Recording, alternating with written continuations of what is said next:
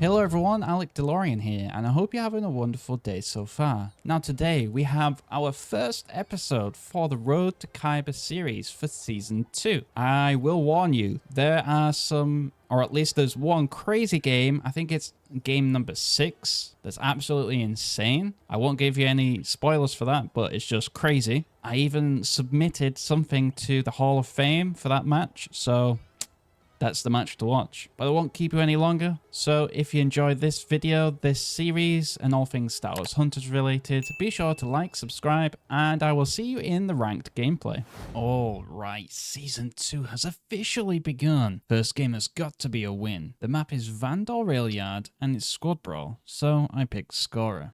I also noticed that they didn't have a healer, so this game was already heavily in our favour. The start was a bit all over the place and Reeve wanted to kill me early, though she ruined it for herself as I got behind her while she was blocking. They then went for Chaos as a team, but we made short work of them as I did damage and healing whenever needed.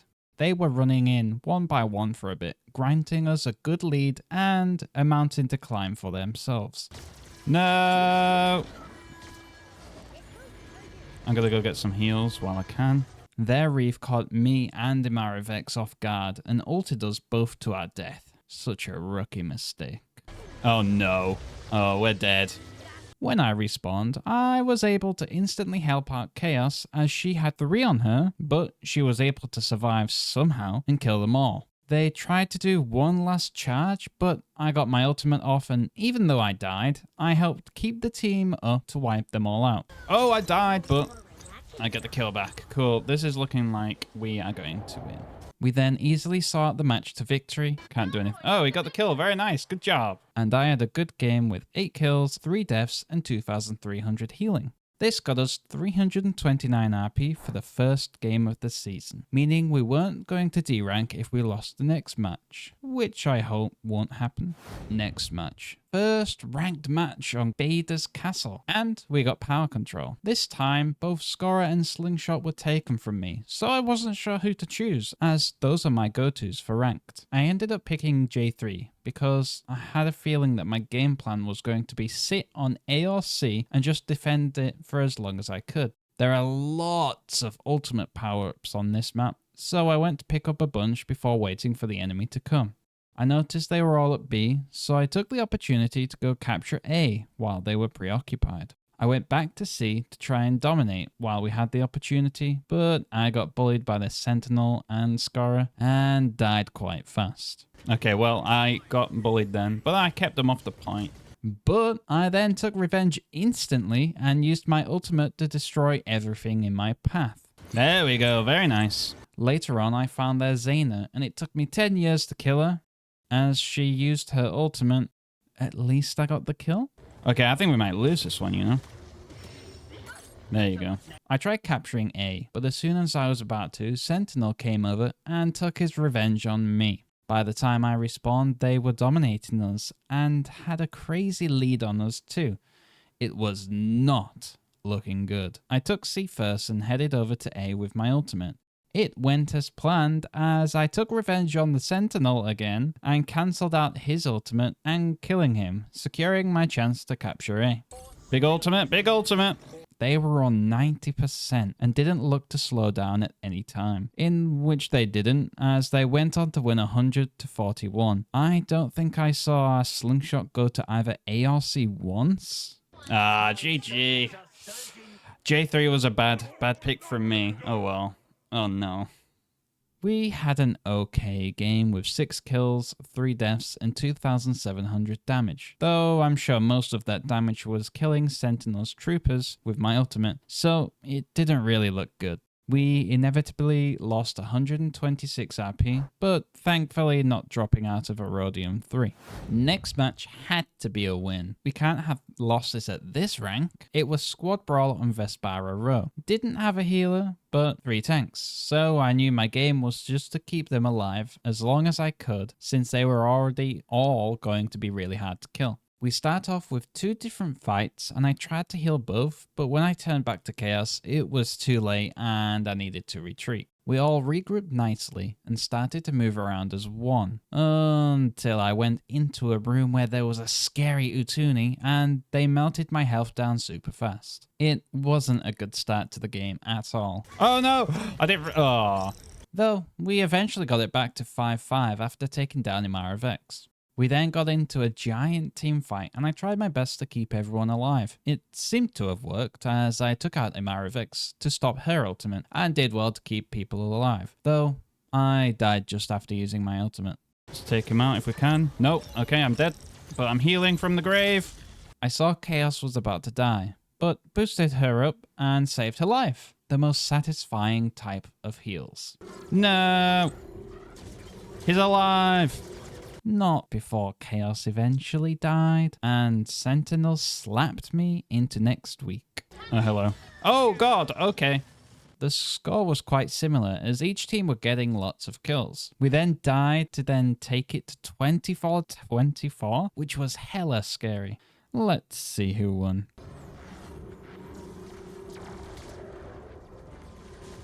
No! I just tried so hard to get away from that scorer. Sorry everyone. It clearly wasn't meant to be. I had a good time with healing as I got 3 kills, 6 deaths, and 3,600 healing. But unfortunately, we dropped 117 RP in the process. We had back-to-back losses. We are still positive on RP this episode, but I was determined to keep it this way. So a loss was unacceptable. It was power control on Death Star Crossfire, and I instant locked Slingshot, to then find out it was a bot match. I went straight for B and was able to capture it before they got onto the point to contest it. As there was 3 or 4 enemies on me, I decided to dip out and just go for C. Then, by the time I got back to B, it was all clear. Unfortunately, while I was getting B, they were getting both A and C. But wait, it worked in our favour as they weren't able to capture either, and we started dominating. I cleared A and went to help over at C, finishing Chaos in the process. When I got to A, there were 2 on point and Zaina came over to help. I fought for my life and was able to take the triple kill and take the point. We then cleaned up B and went back into domination. It looked like this was going to be an easy W. There we go. Dominating.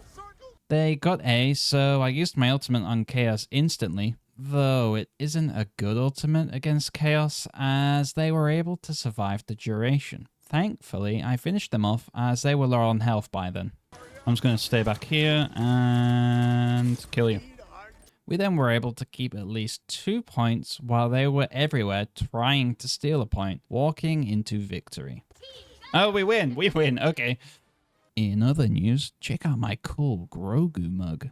We had a good game against bots, getting 8 kills, 0 deaths, and 2,600 damage. Getting us a nice 327 RP, further securing our position in Erodium 3. We got ourselves the 2nd win of the episode, meaning we only have a 50% win rate so far, which I did not like at all. The next match is Power Control on Mos Espa Way Station. I waited to see if we got a healer before I chose Slingshot this time, in which we did, so I had a great feeling about this match. I went straight to B as normal. Then as soon as I captured it and enemies started to waddle in, I just ignored them and zoomed off to A. Their Diago must have been AFK at the beginning as he came up behind and I bullied him into respawning. The rest of their team came to get me, even rolling past Diago on the respawn, as I knew I probably would have died.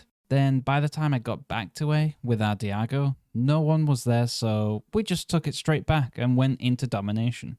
They must have respawned at the other side as they were able to take both C and B. Well, not B for long anyway. So much chaos! When I got to C, their Reef decided to pick a fight, so I quickly humbled her. Oh, you are struggling. She respawned close by and deleted her instantly again. God, she must have been tilted right about now. Instant deny! We were dominating, so when I got back to C, I thought I would pop my ultimate on J3, as he tends to be quite good versus Slingshot. Hello! Nice. This worked as they seemed to keep spawning near C while I was protecting it. So we eased to victory of 100-8. Nice, good job. Very dominant win. Our team had a fantastic game of 0 deaths across the board, and you could tell it was a fast game since everyone's stats were extremely low. This got us a nice 320 RP, getting us ever closer to Erodium 2, secured in the first episode. Game 6 of the episode. I forgot to click record when I joined the match, but as you can see, it's dynamic control on Death Star Crossfire, and we picked Sprocket for this one. Get ready for this one, ladies and gentlemen. At the start of this match, we do lose a couple of teammates early on, but me and Chow were able to hold our own for a long time before they were able to safely take the zone. Just gonna sit behind you. Oh my god, you got your ultimate already. I was making my way to the second zone, and it already looked crazy in the distance. I even got blasted by Diago's mine, making me feel like a drunk Mon Calamari. So I panicked and spammed all my abilities, as you do, which seemed to have worked. I went to make my way to Zone 3, but got picked off by Diago in the process. I should have been more wary of my surroundings. I didn't even see the Diago. Our team were able to make a comeback by the time I eventually got there. Okay, well, and got I didn't realize that points. As soon as I went to the next zone, I slapped down the heals and my ultimate to make sure we could take the first points from this zone, which definitely worked, as we were then 20 points in the lead, giving me vital confidence after having such a hectic start. They were able to take a bunch of points back, but I finished off the scorer that was healing at range, and that enabled my team to wipe out the remaining threats. We scared away their scorer, who was trying to get a couple of points from the next zone, and we were holding this point for a decent while. Unfortunately, they were able to wipe us out and catch back up. This match is going right down to the wire. Ah, was that Diago? Yeah. I did die early on the next zone, as Diago was ulting across the map, but not to worry. Our Utuni swooped in to save the day with their ultimate, securing the zone and getting close to winning the match, reaching 97%. Next point was surely going to be the match-winning point. I don't think this needs any commentary, so let's see if we're going to celebrate or if I was going to cry on camera.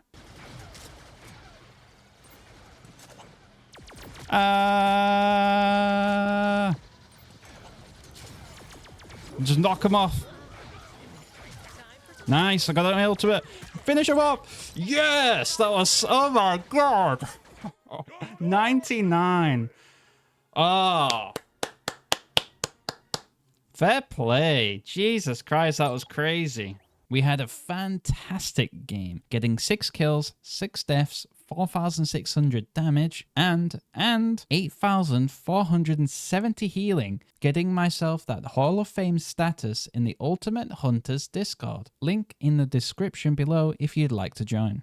This got us a whopping 336 RP, getting us a promotion chance in the next match. The final match of the episode. What a crazy episode, and what a crazy match. Setting us up for a promotion chance in episode 1. Praying to the Zynga gods that we win this one. It is dynamic control on Mos Espa Way Station, and we chose my new favorite hunter, Sprocket. We get onto the first zone in a nice time with the team. Though, Reeve finds me after I used my heal and takes me out. Though this didn't seem to trouble the team, as they were able to hold on. Somebody, everybody scream. I mean, I got a low, so she has to leave it at least. By the time I got back, the Reeve concentrated on me again and killed me before I could do anything. This might be a tough game for me if she keeps me on lockdown all game. Okay, I'm having trouble with this Reeve.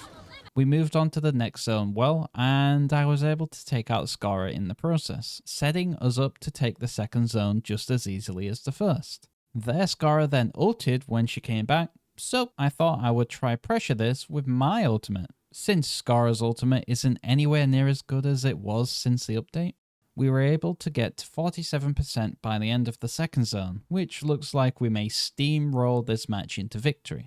To the next point, team. They did get to the next zone faster than us, and I died within Reeve's ult. However, as my full team were tanks, none of them died, and were able to take control whilst I was busy being a noob. Okay, no, not good. I think my healing is gone. Damn. To further cement my title as a noob for this match, I came back in and used my ult and died. Even though I should have saved the ult for the next zone, I think I may be getting carried here.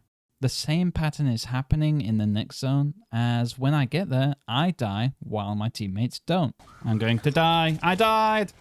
This zone got us to 95%, meaning we were most likely to win on the next zone. So, in epic fashion, we all used our ultimates to secure the win. Nice! Good job! That was a very dominant win. Good stuff. Even though I died spectacularly more than my team, I was still able to have a good game with 3 kills, 5 deaths, 16 assists, and 4,300 healing, getting us into Erodium 2 for the first time in Season 2 after getting 329 RP. Oh. Just with 48 into it. And there you go, that is episode 1 of our Road to Kyber series. We did make some pretty good progression. I mean, we had a really tricky start, to be fair, but we bounced back well and we got a lot of progression. We are now in Erodium 2, so all in all, 1 rank for an episode is really, really good. And I guess next episode I'll aim for Erodium 1, and I won't keep you any longer. So if you enjoyed this video, this content, this series, and all things Star Wars Hunters related, be sure to like, subscribe, and I will see you in the next video.